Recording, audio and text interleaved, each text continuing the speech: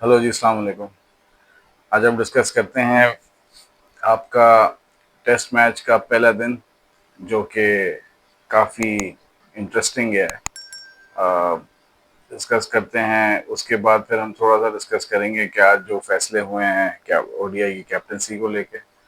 और बस फिर उसके बाद एक और छोटी सी चीज़ है जिसको मैं थोड़ी देर के लिए सरप्राइज छोड़ रहा हूँ, उसको एंड में बताऊंगा मैं। खैर, बहरहाल अभी हम डिस्कस शुरू करते हैं आपका पाकिस्तान और साउथ अफ्रीका का मैच। 259 फॉर 5 पे हमने डे एंड किया। मेरी तवक्कुआत से थोड़ा सा हट के इन्होंने जो है वो सुब्रायन को बिठा के महाराज को तो लेकर आए, लेकिन इन्होंने केशव महाराज को, उसको आपका मार्को यानसन को भी डाल दिया। दो फास्ट बॉलर इन्होंने उतारे। अब ये दो फास्ट बॉलर क्यों उतारे हैं, क्या सोच के उतारे हैं, क्या ये रिवर्स का सोच रहे हैं? और रिवर्स भी आएगी तो खैर, आज थोड़ा सा रिवर्स के हेल्प नज़र तो आया मुझे, लेकिन रिवर्स भी कितना हेल्प देगा नहीं देगा। पहले के जो शुरू के ओवर्स गए हैं, थोड़े से 5-6 ओवर्स, उसमें सिर्फ एक चांस पहले निकला जो अब्दुल्ला शफीक का था, और वो पहले ही ओवर में आ गया था। अगर ये आउट हो जाता तो मैच की कंप्लेक्शन ही बदल जानी थी। खैर, वो बहरहाल हमारी किस्मत थी अच्छी। कभी कभी बस हम किस्मत पे ही खेलते हैं, टेक्निक पे तो मार खा ही जाते हैं। लेकिन उसकी किस्मत अच्छी थी कि वो शुरू में उसका कैच छूटा, और उसके बाद फिर उसने जो है उसी ओवर में एक चौका लगाया। मार्को एंसन को उधर से इमामुल हक ने चार्ज किया, कगिसो रबाडा को भी चार्ज किया। तो कवर ड्राइव बहुत प्यारी खेली थी इमामुल हक ने। तो दोनों ने जो है वो अच्छा 30-35 रन का स्टार्ट ले लिया था। बस मैं यही एक्सपेक्ट कर रहा था कि यार अब कब स्पिनर लगेंगे। जब मैं ये देख रहा था तो मुझे बस जहन में ये आ रहा था कब स्पिनर आते हैं, और मेरा ख्याल है कि 6-7 ओवर के बाद उन्होंने स्पिनर लगा दिया। साइमन हार्मर का पहला ओवर, पहला, अगर मैं गलत नहीं हूँ पहला ही था, और उसमें इमामुल हक को जो एक डिलीवरी पड़ी है वो बिल्कुल स्क्वायर अप हो गया। और मेरा ख्याल है कि अब इसके इसके बारे में दो राय हैं। जो लोग कह रहे हैं, जितने भी लोगों ने अभी तक देखा है, वो कहते हैं कि जी, जैसे आमिर सुहेल भी कह रहे थे कमेंट्री में कि जी एक ब्लाइंड स्पॉट होता है बैट्समैन का, जो लेग साइड पे होता है इधर, यहाँ पर आकर जो है बैट्समैन बॉलर जो है, बैट्समैन को वो बॉल इतना दिखता नहीं है इस तरफ जो बॉल जा रहा होता है। तो उस ब्लाइंड स्पॉट के बाद पढ़ के अगर बहुत ही कोई आउटस्टैंडिंग स्पिन होना होता है तो वो स्टंप्स पे आती है, वरना वो आमतौर पे लेग पर ही रह जाएगी या मिडिल में आ जाएगी। ऑफ स्टंप उड़ा दे, ये एक बिल्कुल अनोखी चीज होती है। खैर बहरहाल वो बहुत जबरदस्त बॉल था। मेरे नजदीक मुझे ऐसा लगता है कि उसके बाद भी तो लेफ्ट आर्म बॉलर्स ने, लेफ्ट आर्म स्पिनर्स ने left left left handed batsman को बॉलिंग की है ना। तो उस वक्त जो है क्यों नहीं ट्रैप हुए बैट्समैन? अब सब लोग ये कहेंगे जी वो बॉल अच्छा पड़ गया। बस भाई, बॉल अच्छा नहीं पड़ा।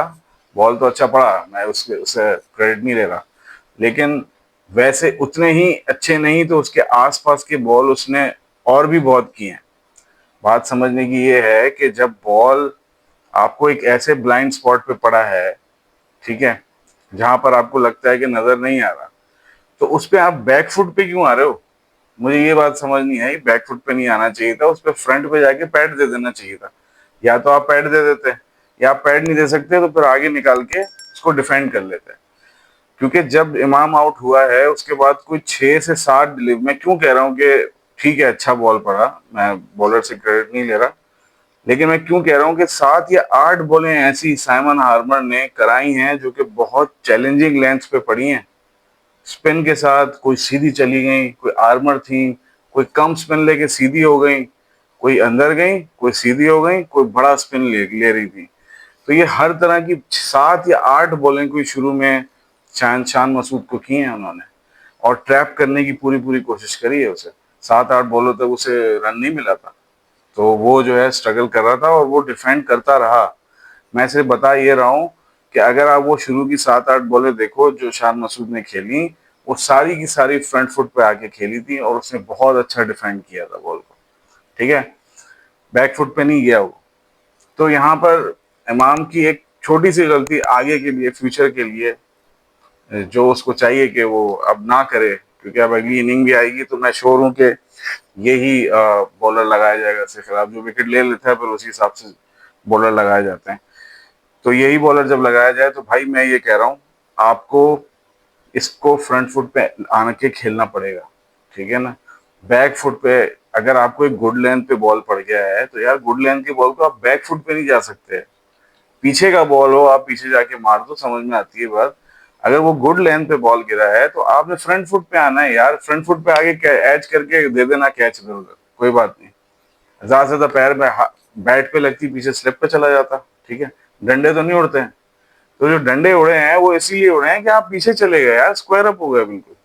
खैर बहरहाल अब ये तो एक इमाम का डिस्मिसल हुआ, बड़ी विकेट थी क्योंकि रावलपिंडी में उसका स्कोर का जो रिकॉर्ड है वो बहुत अच्छा है, वो बड़े स्कोर कर देता है। और उसने दो बड़ी जबरदस्त ड्राइव्स खेल दी थी फास्ट बॉलर्स को, लग रहा था वो निक में है, वो फॉर्म में लग रहा था। अगर इस तरह का एक बिल्कुल अनप्लेबल बॉल नहीं पड़ता तो मेरा ख्याल है वो अच्छा स्कोर डाल देता आज के दिन। तो खैर बहरहाल वो आउट हुआ, फिर शान आया। शान ने शुरू के जो 50 रन बनाए हैं ना, वो बड़े तेज खेला है। वो 80 बॉलों पे बनाया, और 70 बॉलों 77 बॉलों पे 80 बॉलों पे उसने बना दिए थे, जो कि टू टेस्ट स्टैंडर्ड्स अच्छी खासी तेज नॉक मानी जाती है। और उसमें मेरा ख्याल है 2 छक्के थे या 3 छक्के थे, मुझे याद नहीं एग्जैक्टली, शायद 2 छक्के थे। और वो भी उसी बॉलर को मारे थे उसने जो कि उसे चैलेंज कर रहा था बार बार। तो बताने का मेरा मकसद ये है कि इमामुल हक के डिसमिसल को जो बार बार लोग कह रहे हैं जी अनप्लेबल बॉल पड़ गया, भाई अनप्लेबल ठीक है, अच्छा बॉल पड़ा, लेकिन ये भी थोड़ा सा सोचो कहीं ऐसा तो नहीं है आपने उसे अनप्लेबल बना दिया। क्योंकि उसके बाद तो सऊद शकील को भी वही बीच में मिडिल स्टंप पे मिडिल लेग पे बहुत सारी बॉलें मिली हैं, तो ठक रख के स्वीप मारी है और चौका इधर। तो कहने का मतलब है, और शान ने भी बड़ा अच्छा उसे डिफेंड किया। ये सारे लेफ्ट हैंडर्स का ही बता रहा हूँ मैं। और पुराना बॉल ज्यादा स्पिन ले रहा था, ठीक है ना, बाद में। और सऊद शकील ने खेला उसे बड़े आराम से। तो खैर बताने का मेरा मकसद ये है कि अच्छा बॉल पड़ा, लेकिन इमामुल हक को भी चाहिए था कि उस पे फ्रंट पे जाता, फ्रंट पे आके दे देता कैच, कोई मसला नहीं था। लेकिन पीछे जाने वाला गुड लेंथ के बॉल पे पीछे नहीं जाता भाई कोई, ठीक है ना, फास्ट बॉलर पे ना स्पिनर पे। खैर बहरहाल ये हो गया। शान मसूद ने बड़ा जबरदस्त इनिंग खेली।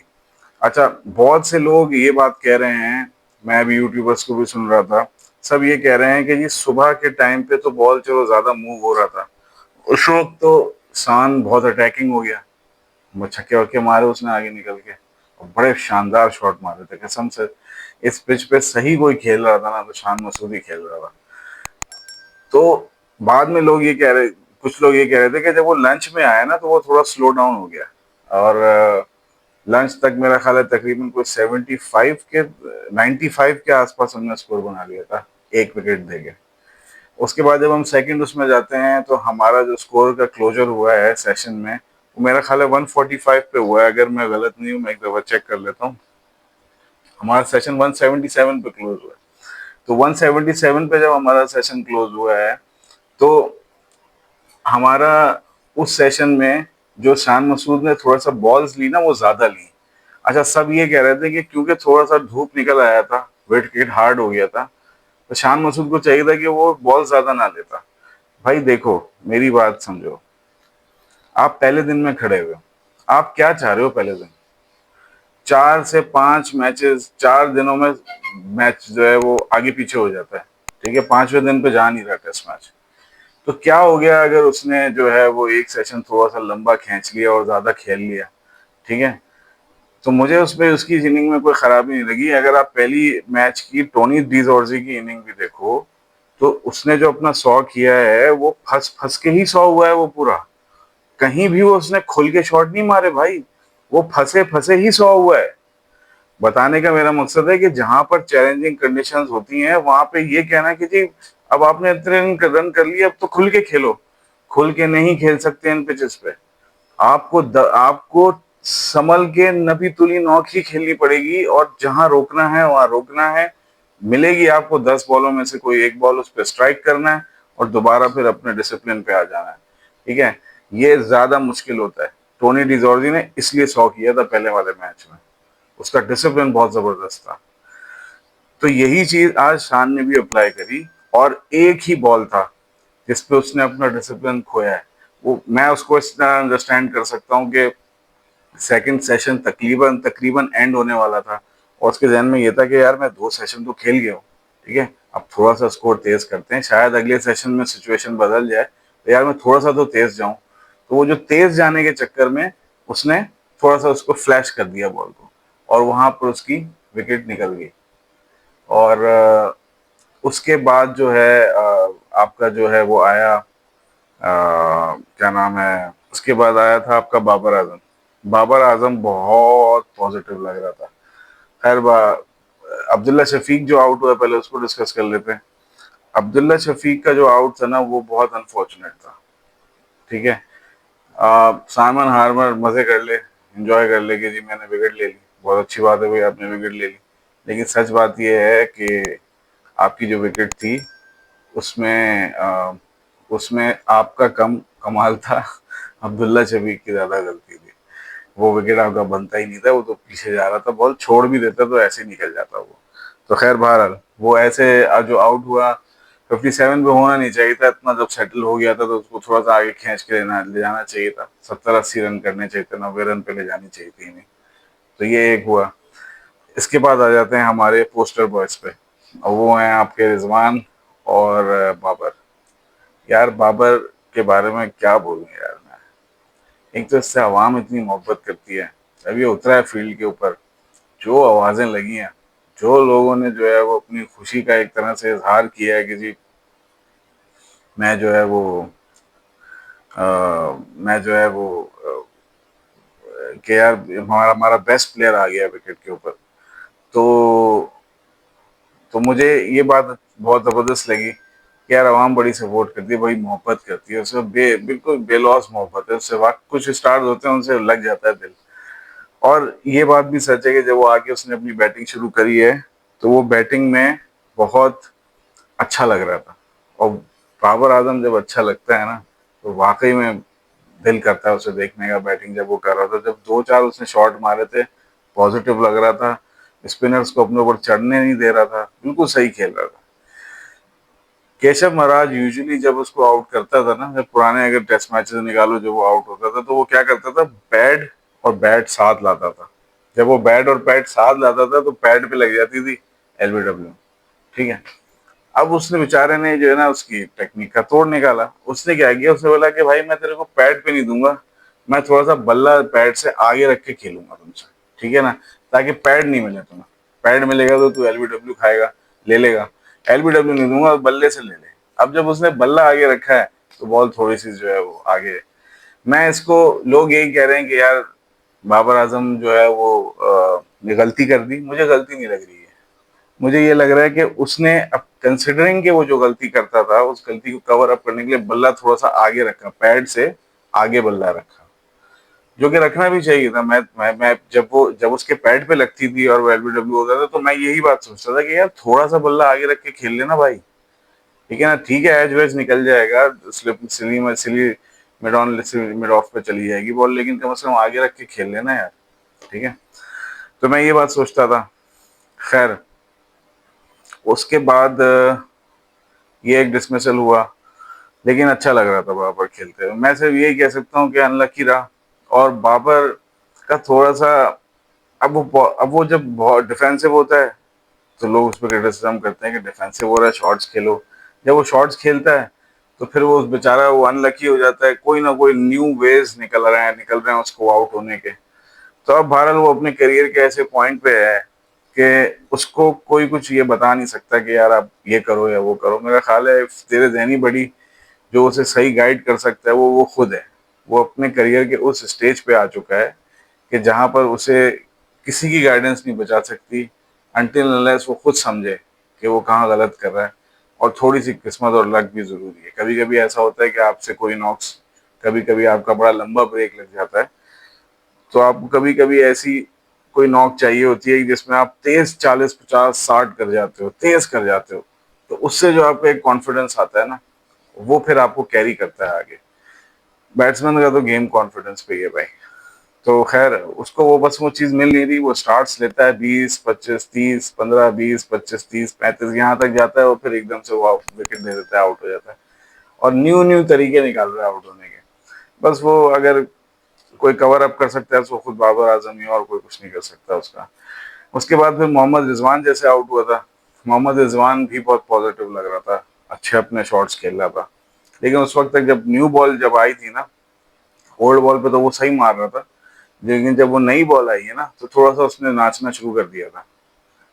मतलब है कि वो हिलना शुरू हो गया था। एक आधे स्लिप्स पे सऊद शकील और इनके भी शॉट्स निकले, रिजवान के स्लिप्स के अंदर वो बच गए। चलो खैर है, जो बच गए सो बच गए। लेकिन मुझे ऐसा लगा कि जो है, जो आपका जो बॉलर की जो स्पीड चेंज हुई ना एकदम से, वो उसने डिफरेंस क्रिएट किया। बॉल बहुत ज्यादा स्लिप्स में जा नहीं रहा था, कैरी नहीं कर रहा था।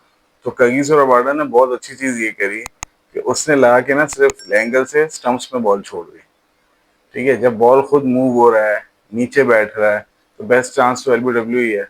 इंस्टेड के आप बाहर जाके बाहर निकाल के जो है वो कॉर्ड बिहाइंड लो, जो कि फिर बॉल कैरी नहीं करता, कुछ हो जाता है आगे पीछे। तो उसने क्या किया, उसने बॉल अंदर ही छोड़ दी। और यार रिजवान T20 का ओपनिंग बैटर रह चुका है, लेकिन यार बड़ा अफसोस होता है ये देख के, जब बॉल हिलना शुरू होता है जो नाचता है यार रिजवान, अल्लाह की कसम देख के ऐसा लगता है कि भैया क्या हो गया। इससे पहले एक मार्को एंसन का बॉल जो बाहर निकला था, उस पे वो पूरा स्क्वायर अप हो गया था। अब ये जब बॉल अंदर आया, इसको समझ नहीं आया कि मेरे साथ हुआ क्या है। ठीक है, बॉल थोड़ा बैठा, पर उसको समझ ही नहीं आया, बॉल बिल्कुल अंदर ही घुस गया।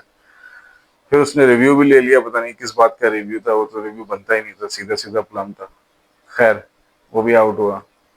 सऊद शकील सऊद शकील ने बड़ी शानदार बैटिंग करी है आज, और ये खड़ा हुआ है 42 पे। इससे बड़ी उम्मीद है यार।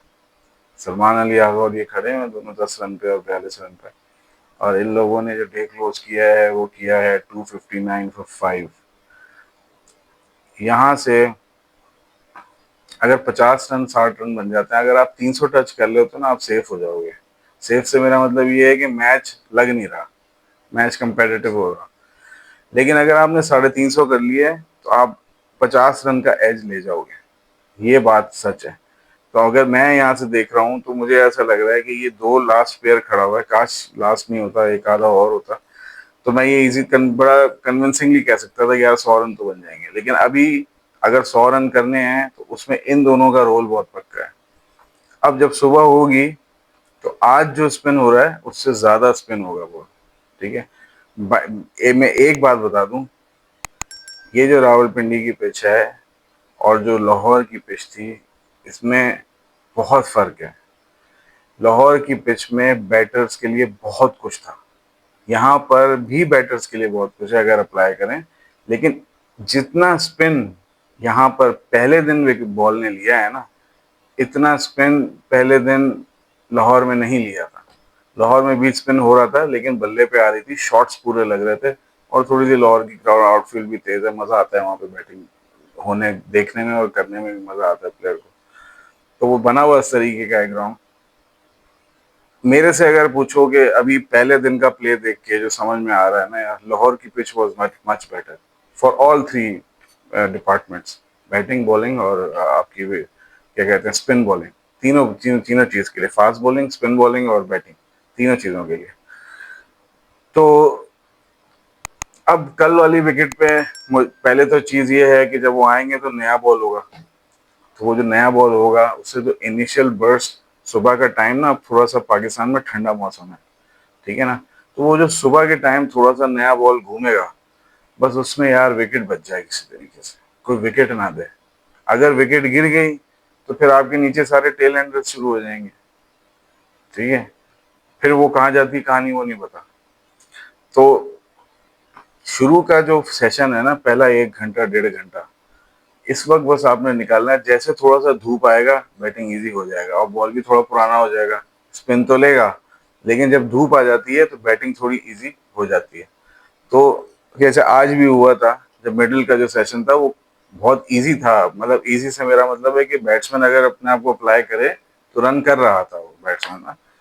हमारा हमने थोड़ा स्लो खेला, लेकिन ठीक है, मुझे कोई रन रेट से प्रॉब्लम नहीं है, क्योंकि टेस्ट मैच है, कोई ऐसी जल्दबाजी नहीं लगी हुई। हम अगर कल का पूरा दिन भी खेल जाए तो मुझे इस बात से कोई एतराज़ नहीं है, तब भी मैच ख़त्म हो जाएगा 5वें दिन, अगर कल के दिन पूरा भी खेल जाएँ तो। ऐसा होगा नहीं, लेकिन अगर खेल जाएँ तो कोई फ़र्क नहीं पड़ेगा।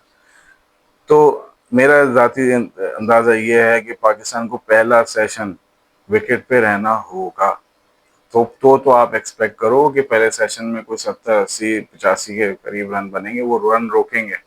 आज उनका जो समझ में आया है गेम प्लान, वो यही था कि भाई अगर विकेट्स मिलती हैं तो मिले, नहीं मिलेगी तो रन तो नहीं देने, ठीक है ना, टाइट बॉलिंग करनी है, रन्स नहीं देने। तो उन्होंने आज इस चीज को फॉलो किया। आप अगर देखो तो लाहौर वाले मैच में 313 रन बने थे, यहाँ पे हम 260 या 259 के आसपास खड़े हैं, 50 रन के फर्क पे खड़े हैं हमको, 50-55 रन के फर्क पे। और ये 50 रन 55 रन का फर्क है ही इसलिए कि एक तो उन्होंने बहुत टाइट बॉलिंग की है, जो उनका एक वीक लिंक था उस मैच में, सुब्रायन वो नहीं है इसमें। और दूसरी ये है कि बैटिंग विकेट वो ज्यादा बेहतर थी पहले दिन। तो ये दोनों फर्क है।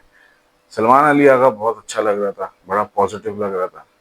और मेरा अपना ज़ाती अंदाज़ा यही है कि शान मसूद अगर थोड़ा सा और लंबा कर जाता मेरे हिसाब से, क्योंकि उसको बस मैं उसके टू हिज ओन डिफेंस में ये बात कह सकता हूँ कि यार देखो, एक प्लेयर जो है ना, अगर आपका 2 सेशन खेल गया है, ठीक है, तो यार शान मसूद की जगह कोई भी प्लेयर होता ना, वो थोड़ी देर के लिए सोचता कि यार मैं 2 सेशन सरवाइव किया और मैंने इस विकेट पे, जहां पर बॉल इतना स्पिन कर रहा है, मैं 2 सेशन सरवाइव करके 80-85 रन कर चुका हूँ, ठीक है।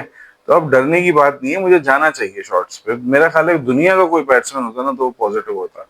तो मेरे टू हिज डिफेंस में यही बात कहूंगा। हाँ, अब्दुल्ला शफीक जो है, बड़ी मुश्किल से यार ये बंदा स्टार्ट लेता है, ठीक है। ये आमतौर पे निकल जाते हैं पहले ओवर में या दूसरे ओवर में, और आज भी निकल गया था, बचत हुई उसकी। लेकिन मेरा ख्याल है जब स्टार्ट मिल ही गया था तो यार थोड़ा सा तो लंबा लेके जाता। 60-70 पिछले दफा भी इसने 40 प्लस के आसपास का स्टार्ट लिया था और विकेट दे दी। इस बार भी 57 का स्टार्ट लिया, विकेट थ्रू कर दी। विकेट मुझे जितना मैंने आज स्पिन देखा है ना इसका, मुझे तो भाई डर लग रहा है कि ये तीसरे चौथे दिन तो जब हमारी दूसरी बैटिंग आएगी ना, मैं नहीं बिलीव करता कि हम 200 भी कर सकते हैं इस विकेट पे। मेरा बड़े रिजर्वेशन है कि हम 200 भी कर लेंगे। तो जो हो सकता है, जो लीड हो सकती है, वो इसी इनिंग में लगेगी। दूसरी इनिंग में लीड नहीं लगेगी हमसे, ये मैं बात इस पे तय हूँ। मुझे पता है, कन्विंसिंगली कह सकता हूँ मैं ये बात। और फिर हमने इनको पकड़ना होगा। तो बहरहाल अब देखते हैं कि ये मैच किस तरह शेप अप करता है। वैसे इवन स्टीवन स्टार्ट है, हमें भी, हम कह सकते हैं कि हमने अच्छा किया, और साउथ अफ्रीका भी कह सकता है कि they are pretty much in the game. वो आउट नहीं हुए गेम से, ना हम आउट हुए गेम से। ये है एक total summary game. Overall good day for both the teams, ठीक है। अच्छा, कल जो स्टार्ट होगा वो सुबह के टाइम जो होगा उसको फिर देखेंगे, और फिर उसके बाद और एनालिसिस देंगे। बाकी अब और आज जो है वो एक और चीज़ पे मूव कर जाते हैं। आपका जो मेन टॉपिक है वो है पाकिस्तान, और पाकिस्तान ओडीआई की जो कैप्टनसी का डिसीजन है वो हो चुका है, और शाहिन शाह अफरीदी जो है वो कैप्टन मार्क हो गए। अब शाहिन शाह अफरीदी को मेरी तरफ से सिर्फ एक ही मैसेज है, बरादराना भाइयों वाला, छोटा छोटा है मुझसे तो छोटे भाइयों वाला मैसेज। मैं यही मैसेज बोलूंगा, देखो यार, आप आए सही तरह नहीं हो, ठीक है ना। आने का तरीका क्या होता है? आने का तरीका ये होता है कि पहले आप वाइस कप्तान मार्क होते, ताकि आपको प्लान्स का हिस्सा बनाया जाता। उस दौरान आपकी फिटनेस मॉनिटर की जाती कि आप ठीक कर रहे हो, तीनों फॉर्मेट्स खेल रहे हो, तीनों फॉर्मेट नहीं तो एटलीस्ट सारे ओडीआई खेल रहे हो, और सारे ओडीआई में फिट हो, अवेलेबल हो। और उसके बाद जब रिजवान फेल हो जाता, फिर आपको चांस मिलता।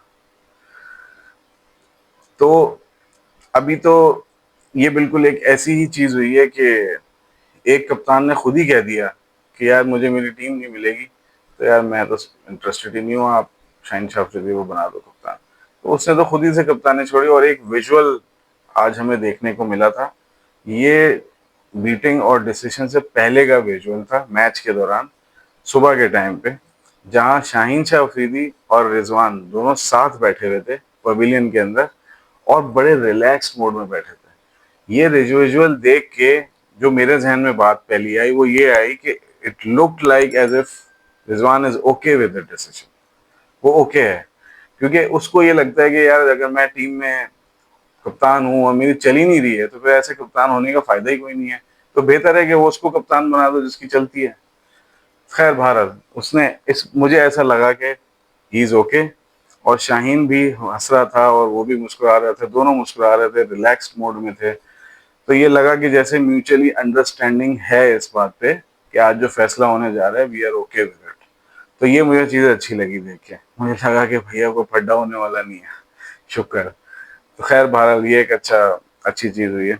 उसके बाद एक चीज़ मैं और डिस्कस करना चाहता हूँ, वो ये करना चाहता हूँ कि देखो भाई, शाहीन शाह अफरीदी को बोलना चाहता हूँ कि देखो भाई, ये जो क्राउन है ना, कैप्टेंसी का ये जो थ्रोन है, ये पाकिस्तान में कभी भी थ्रू राइट चैनल्स बहुत कम लोगों को मिला, ठीक है ना। एक सरफराज था जिसको मैं कह सकता हूँ कि वाइस कैप्टन था, वाइस कैप्टन से कैप्टन बना था, ठीक है। उसके बाद से आपका जो वाइस कैप्टन था बाबर का, वो तो शादाब था, वो शादाब कहाँ चला गया पता नहीं चला, एकदम से रिजवान आ गया। अब रिजवान बन गया तो रिजवान के साथ कोई वाइस कैप्टन मार्क नहीं है, या शायद था, पता नहीं कौन था, मुझे नहीं मालूम। अब कोई भी, अब एकदम से जो है वो किसी को दिल किया, उसने बोला कि नहीं नहीं नहीं ये होना चाहिए वही बंदा। तो मुझे बस ये लगा कि हम क्योंकि सही चैनल्स फॉलो नहीं करते ना, कहीं सही प्रोसीजर फॉलो नहीं करते। माइक हेसन ने बोला जी मीटिंग करनी है और मीटिंग करके हम डिसाइड करेंगे जी कप्तान किसको मार्क करना है और ये करना है, और मीटिंग हुई थी, होती है उसके बाद। तो माइक हेसन भी, मुझे तो यही लग रहा है, इस्तेमाल हो गए बेचारे, ठीक है। जो करवाना वाले करवाना चाहते थे उन्होंने माइक हेसन के थ्रू करवा लिया। खैर, good luck to Shaheen Shah Afridi. मेरे हिसाब से too early for him, but अब बन गए हो तो यार मेक श्योर करना है कि पाकिस्तान के लिए विक्ट्रीज निकालो, और कैप्टन के जो रोल्स हैं उनको अदा करना सीखो। पहली चीज, टीम जेल रखना आपका काम है, आपकी खुद की परफॉर्मेंस, दूसरों को कॉन्फिडेंस देना, और टीम को एक यूनिट बना के रखना, ये सब आप पे आता है। इसके साथ साथ जो एक और चीज़ आप पे आती है वो ये आती है कि आपने पाकिस्तान टीम की का एक पूल बिल्ड करना है, जिसमें 2027 तक, जिसमें आपके पास गुड इनफ प्लेयर्स इतने मौजूद हों जिनके साथ आप जा सको एक बड़ा टूर्नामेंट खेलने, ठीक है ना। अगर आप ये नहीं प्लानिंग करोगे तो फिर वही होगा जो कि हर दफ़ा हम नतीजे निकालते हैं, वही आपके साथ भी नतीजे लेके आ जाएंगे। तो ये आपके जो कुछ रोल्स हैं ये आपको, और ये एक और ज़रूरी चीज़ कि जब कोई बॉलर या बैट्समैन फेल होता है तो कॉन्फिडेंस कप्तान देता है, ठीक है ना। सपोर्ट कप्तान देता है, बुलेट्स कप्तान लेता है, और कैप बैट्समैन को जो है, बॉलर को जो है वो सपोर्ट देता है। तो आपका जो रोल है ये सिर्फ मैच जीतने तक जो है वो लिमिट नहीं होगा। जो अपना पूरा कैप्टनसी रोल है ना भाई, उसको पूरी तरह समझना और पूरी अच्छी तरह करना। Good luck to you. अच्छा, अब आ जाते हैं, एक थोड़ा सा फनी इंसिडेंट है जो मैंने शाहीन शाह अफरीदी का देखा, मैंने बोला यार इसको ज़रूर शेयर करना चाहिए। थोड़ा सा फनी भी है और थोड़ा सा ज़रा अफसोस भी है। जब सुबह सुबह आसिफ अफरीदी को कैप हैंड ओवर हो रही थी, test cap, as a player, तो शाहीन शाह अफरीदी को कैप दी गई और उससे कहा कि जो है जी आप इसको कैप दें, और सब ने जो है वो मुबारकबाद दी, क्लैपिंग करी, उसको गले वाले लगे, उसको गुड लक बोला और वगैरह वगैरह। तो उस दौरान शाहीन शाह अफरीदी ने एक जुमला बोल दिया कि जब ये जवानी में थे तो हम इनको बॉलिंग करते हुए देखते थे। और मैं ये सोच रहा था कि यार ये चीज़ पीसीबी के, पाकिस्तान क्रिकेट के अपने ऑफिशियल यूट्यूब चैनल पे पड़ी हुई है। ये एक बैट्स बॉलर को जो कि डेब्यू कर रहा है उसको ऑनर करना है, और ऑनर करने के लिए उसे कह रहा है जब ये जवानी में थे तो हम जब से इनको क्रिकेट खेलते हुए देख रहे हैं, इन्होंने बहुत अच्छी क्रिकेट खेली, हिम्मत नहीं हारी और डोमेस्टिक खेलते रहे, और ये डिजर्व करते हैं, ये रहे आपकी कैप और बहुत बहुत मुबारक हो। इस तरीके से उसने पूरे को समय, लेकिन उसने जो ये जुमला बोला, जब ये जवानी में थे, तो उसका मतलब क्या है इससे कि जो जवानी में थे, जवानी में थे मतलब ये अब जवानी में नहीं है, बुढ़ापे में मैच मिल रहा है। फॉर गॉड सेक यार, कोई इन लोगों की मीडिया ट्रेनिंग कराओ यार, खुदा के वास्ते इनकी मीडिया ट्रेनिंग कराओ। शाहीन शाह अफरीदी की मीडिया ट्रेनिंग बहुत ज़रूरी है भाई। ये कप्तान बनते हैं, हमारे कप्तान जिस तरीके के भंड मारते रहे हैं ना, बहुत अफसोसनाक तरीके से हम प्रेस कॉन्फ्रेंसेस और इंटरनेशनल लेवल पे जाके अपने मुल्क को रिप्रेजेंट करते हैं, और उसकी वजह ये होती है कि हमें पता नहीं होता कि हमने क्या बोलना है क्या नहीं बोलना है। कोई खुदा के वास्ते इनकी मीडिया ट्रेनिंग कराओ यार। इसको कहने के बड़े तरीके हो सकते थे कि जब मैं छोटा था तो मैं शायद आसिफ अफरीदी को बॉलिंग करता हुआ देखता था, जब मैं क्रिकेट शुरू कर रहा था तो मैं आसिफ अफरीदी को देखता था। इसको कहने के बहुत तरीके हो सकते थे। उसको ये कहना है कि जब ये जवानी में थे तो ये ऐसा करते थे, अस्तगफिरुल्लाह। और ये ऑफिशियली यूट्यूब चैनल पे पड़ी है यार। आप उसे ऑनर कर रहे थे या उस पर तंज मार रहे थे, ये फर्क तो करना चाहिए। मैं एक बात कहता हूँ, देखो, आपकी मीडिया ट्रेनिंग का मतलब ये हरगिज नहीं होता कि आपको फर फर अंग्रेजी बोलने लगोगे। अंग्रेजी बोलने का मतलब नहीं होता मीडिया ट्रेनिंग। मीडिया ट्रेनिंग का मतलब ये होता है कि आप जो मैसेज कन्वे करना चाहते हैं, ठीक है, चाहे वो इंग्लिश में हो, चाहे वो उर्दू में हो, चाहे टूटी फूटी इंग्लिश में हो, जो मैसेज आप कन्वे करना चाह रहे हैं ना, वो सही डिलीवर होना चाहिए। ठीक है, इसकी ट्रेनिंग बहुत ज़्यादा ज़रूरी है। If not the whole team, at least captain की। सबसे ज़्यादा इल ट्रेंड, मैं खुदा की कसम खा के कह रहा हूँ, अफगानिस्तान का कप्तान हमसे अच्छा बोलता है, बांग्लादेश का कप्तान हमसे अच्छा बोलता है। सबसे ज़्यादा इल ट्रेंड कप्तान अगर किसी मुल्क में होते हैं तो वो पाकिस्तान में होता है। सलमान अली आगा एक पहला कप्तान था, इंग्लिश उसकी भी कोई बहुत टॉप क्लास नहीं है, लेकिन मुझे जो उसकी चीज़ अच्छी लगी वो ये थी कि जो मैसेज वो डिलीवर करना चाहता था वो उसने दिया। मिसाल के तौर पर जब एशिया कप शुरू होने वाला था और सारे कैप्टन एक साथ बैठे हुए थे, तो वहां पर सलमान अली आगा ने क्लियर एक मैसेज दिया था कि अगर मेरे बॉलर एग्रेशन दिखाना चाहते हैं तो मैं उन्हें कहूंगा दिखाओ, ठीक है ना, दे आर मोस्ट वेलकम। कहने का मतलब है कि आपको जरूरी नहीं है कि इंग्लिश के अल्फाज बड़े बेहतरीन, यस अच्छी इंग्लिश सपोर्ट करती है आपको, एक अच्छे अल्फाज का चुनाव, अच्छी वोकेबलरी आपको हेल्प करती है कि आप अपना पॉइंट सामने रख सकें, अक्रॉस कर रख सकें। लेकिन अगर आपकी इंग्लिश वीक भी है, एटलीस्ट जो आप बोलना चाह रहे हो उसे सही तरीके से डिलीवर कर दो सामने वाले को। वो बात जो है ना वो ठीक होनी चाहिए, बात का जो जिस्ट है, उसका जो समरी है, उसका जो लॉजिक है वो ठीक होना चाहिए। एक दफा सरफराज जो है वो बैठे हुए थे 2019 के वर्ल्ड कप में, सारे कप्तान बैठे थे, कोहली से सवाल हुआ इंडिया पाकिस्तान के मैच के बारे में, उसने कोई तफसीली जवाब दे दिया। हम सरफराज से पूछा कि सरफराज ने कह दिया same to same, same to same. तो हमारी मीडिया ट्रेनिंग इस तरह की बहुत ज्यादा जरूरी है। अच्छे प्लेयर्स भी होते हैं ना, तो उनकी मीडिया, देखो क्रिकेट खेली जा रही है एक लैंग्वेज में, बोली जाती है एक लैंग्वेज में, कमेंट्री होती है एक लैंग्वेज में, प्रेजेंटेशन होती है एक लैंग्वेज में। आप अगर लैंग्वेज नहीं सीखते तो एटलीस्ट अपनी बात को सही तरीके से रखना सीख लो, बात सही रख दो। अल्फाज टूटे फूटे भी हों कोई फर्क नहीं पड़ता, बात ठीक होनी चाहिए।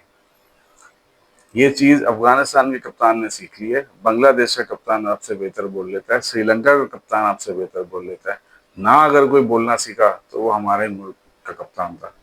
तो ये एक ऐसी चीज है, मैंने बोला थोड़ी फनी भी है, इसको ऐड करना चाहिए वीडियो में, और मैंने बोला कि आप लोगों को शेयर भी करूं कि हमारे इससे कैप्टन्स की जो इमेज जाती है ना दुनिया में, वो दुनिया भी कई हद तक एक्सेप्ट कर चुकी है कि यार इनको पता नहीं होता है जब आते हैं टॉस पे तो उन्होंने क्या बोलना है, इनको पता नहीं होता है प्रेस कॉन्फ्रेंस में क्या बोलना चाहते हैं। सलमान अली आगा के टाइम पहली टाइम लगा कि कोई आदमी जो है ना वो बात रख रहा है अपनी, वरना ऐसे पहले तो कभी लगा नहीं। लोग आके बैठ के बस अपनी मर्जी से जो बोलना आता है बोल के निकल जाते हैं। अल्फाज ना अल्फाज सही यूज होते हैं, ना उनके बात में कोई समरी होती है, ना उसमें कोई वजन होता है, ना उनको खुद पता होता है कि उन्होंने क्या जवाब देना है, बस बोल के और निकल जाता है।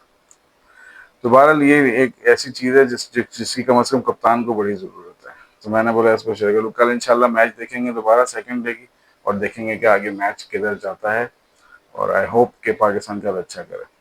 वीडियो को लाइक कर लीजिएगा, चैनल को सब्सक्राइब कर लीजिएगा। आज के लिए इतना ही, कल मिलते हैं इंशाल्लाह। अल्लाह हाफिज़।